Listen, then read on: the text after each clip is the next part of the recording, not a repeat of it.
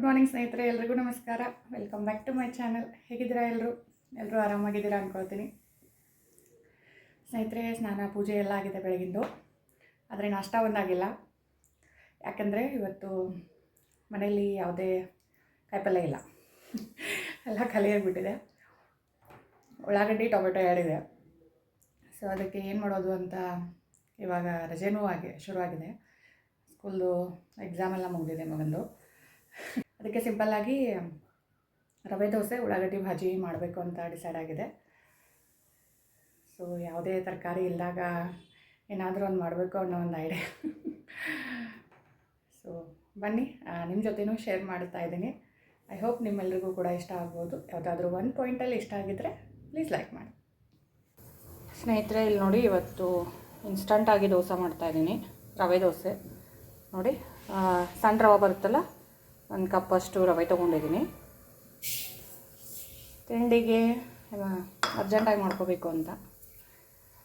ಇದಕ್ಕೆ ನೋಡಿ, ಅದೇ ಕಪ್ಪಿನ ಅಳತೆಯಿಂದ ಮೊಸರು ತೊಗೊಳ್ತಾ ಇದ್ದೀನಿ. ಹುಳಿ ಮೊಸರು ಹಾಕ್ಕೋಬೋದು ನೋಡಿ. ಇಷ್ಟು ಮೊಸರು ತೊಗೊಂಡಿದ್ದೀನಿ. ಒಮ್ಮೆಲೇ ಹಾಕಬೇಡಿ, ಎಷ್ಟು ಅಗತ್ಯ ಬೀಳುತ್ತೆ ನೋಡಿಕೊಂಡು ಹಾಕ್ಕೊಳ್ಳಿ. ಇನ್ಸ್ಟಂಟಾಗಿ ಮಾಡ್ಕೊಳ್ಳುವಂಥದ್ದು.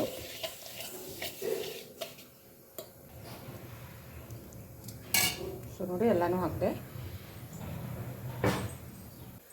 ಇವಾಗ ನೋಡಿ, ಇದಕ್ಕೆ ಅಕ್ಕಿ ಹಿಟ್ಟು ಸ್ವಲ್ಪ ಇದ್ರಿಗೋಸ್ಕರ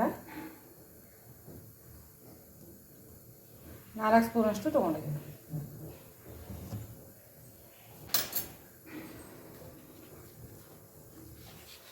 ಅದಕ್ಕೆ ನೋಡಿ, ನೀರನ್ನು ಬಳಸ್ತಾ ಇದ್ದೀನಿ. ದೋಸೆ ಹಿಟ್ಟಿನ ಹದಕ್ಕೆ ಕಲಿಸ್ಬೇಕು ಅಲ್ವಾ, ಮತ್ತು ನೀವು ಎಷ್ಟು ಬೇಕು ನೋಡಿಕೊಂಡು ಆ ಅಳತೆಗೆ ನೀರು ಹಾಕೋ.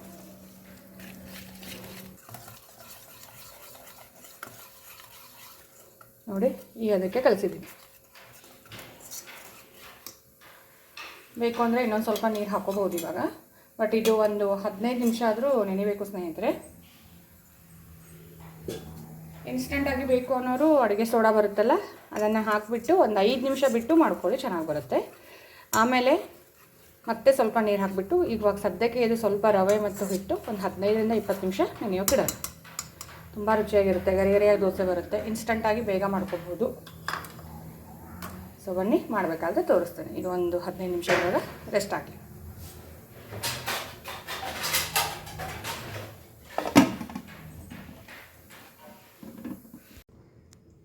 ಸ್ನೇಹಿತರೆ, ನೋಡಿ, ಹಿಟ್ಟು ರವೆ ಎಲ್ಲ ನೆಂದಿದೆ.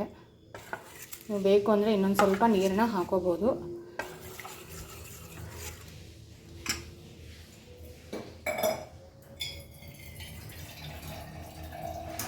ನಾನು ಕೂಡ ನೋಡಿ ಇನ್ನೊಂದು ಸ್ವಲ್ಪ ನೀರನ್ನು ಬಳಸ್ತಾ ಇದ್ದೀನಿ.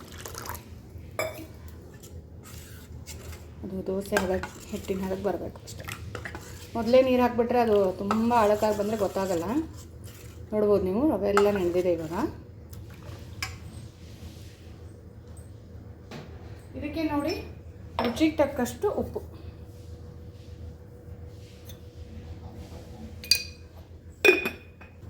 ನೀವು ಬೇಕು ಅಂದರೆ ತರಕಾರಿನೂ ಸೇರಿಸ್ಕೋಬೋದು. ಗಜ್ಜರಿ, ಉಳ್ಳಾಗಡ್ಡಿ ಆ ಥರ ಎಲ್ಲ ಹಾಕಿ ಮಾಡಿದ್ರು ತುಂಬಾ ಚೆನ್ನಾಗಿರುತ್ತೆ. ಬಟ್ ನಾನು ಪ್ಲೇನಾಗಿ ಮಾಡ್ತಾಯಿದ್ದೀನಿ. ನಾವು ಉಳ್ಳಾಗಡ್ಡಿ ಭಾಜಿ ಮಾಡಿರ್ತೀವಿ. ಸೊ ನೋಡಿ, ಈ ಥರ ಆಗಿದೆ. ಉಪ್ಪು ಮಾತ್ರ ಹಾಕಿದ್ದೀನಿ. ನೀವು ಬೇಕು ಅಂದರೆ ಸೋಡಾನು ಹಾಕೋಬೋದು, ಬಟ್ ನಾನು ಸೋಡಾ ಬೆರೆಸ್ತಾ ಇಲ್ಲ. ಸೊ ಇಷ್ಟೇ ಸ್ನೇಹಿತರೆ. ಇದ್ರ ಜೊತೆ ನೋಡಿ, ಫ್ಲೇವರ್ಗೆ ಸ್ವಲ್ಪ ಜೀರಿಗೆ,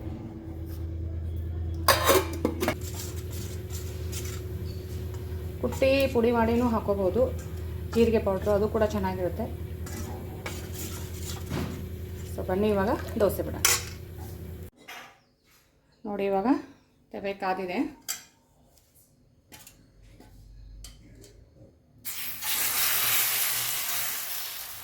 ಯಾವ ಸೈಜಿಗೆ ಬೇಕೋ ಆ ಸೈಜಿಗೆ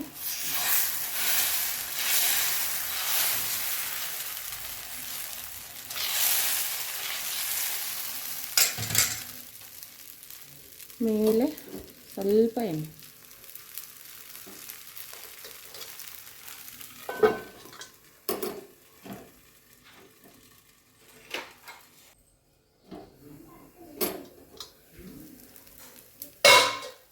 ನೋಡಿ ಆಗಿದೆ, ಹೇಗೆ ಬರ್ತಾಯಿದೆ. ನೀವು ಸ್ವಲ್ಪ ಕಟ್ರ ಬೇಕಂದರೆ ಕೆಂಪಾಗಿ ಬೇಯಿಸ್ಕೊಳ್ಳಿ.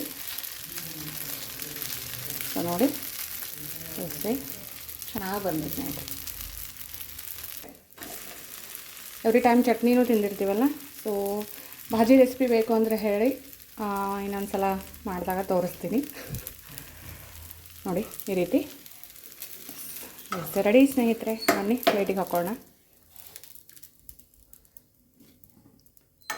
ನೀವು ಬೇಕು ಅಂದರೆ ಇನ್ನೂ ತೆಳುವಾಗಿಯೂ ಹಾಕೋಬೋದು ಸ್ನೇಹಿತರೆ. ಬಂದಿದೆ ಅಂತ ತುಂಬಾ ರುಚಿಯಾಗಿತ್ತು. ಸೊ ಇದ್ರ ಜೊತೆ ನೋಡಿ ಉಳ್ಳಾಗಡ್ಡಿ ಭಾಜಿ. ಸೊ ನಿಮಗೂ ಇಷ್ಟ ಆಯಿತು ಅಂದ್ಕೊಳ್ತೀನಿ ಸ್ನೇಹಿತರೆ. ಎಲ್ಲರೂ ಒಂದು ಸಲ ಟ್ರೈ ಮಾಡಿ ಹೇಗೆ ಅನ್ನಿಸ್ತು ಅಂತ ಕಮೆಂಟ್ ಮಾಡಿ ತಿಳಿಸಿ. ಈ ಭಾಜಿ ಮಾತ್ರ ಸಖತ್ತಾಗಿರುತ್ತೆ ಸ್ನೇಹಿತರೆ. ಇದ್ರ ಜೊತೆಗೆ ತುಂಬ ಟೇಸ್ಟಿಯಾಗಿರುತ್ತೆ. ಸೊ ನಿಮ್ಮೆಲ್ಲರಿಗೂ ಕೂಡ ಇಷ್ಟ ಆಯಿತು ಅಂದ್ಕೊಳ್ತೀನಿ ಸ್ನೇಹಿತರೆ ಈ ರವೆ ದೋಸೆ. ಇಷ್ಟ ಆಗಿದ್ದರೆ ಎಲ್ಲರೂ ನನ್ನ ಚಾನಲ್ನ ಪ್ಲೀಸ್ ಲೈಕ್ ಮಾಡಿ, ಸಬ್ಸ್ಕ್ರೈಬ್ ಮಾಡಿ, ಹಾಗೆ ಶೇರ್ ಮಾಡಿ, ದಯವಿಟ್ಟು ಸಪೋರ್ಟ್ ಮಾಡಿ. ಸೊ ಎಲ್ಲರಿಗೂ ಧನ್ಯವಾದ.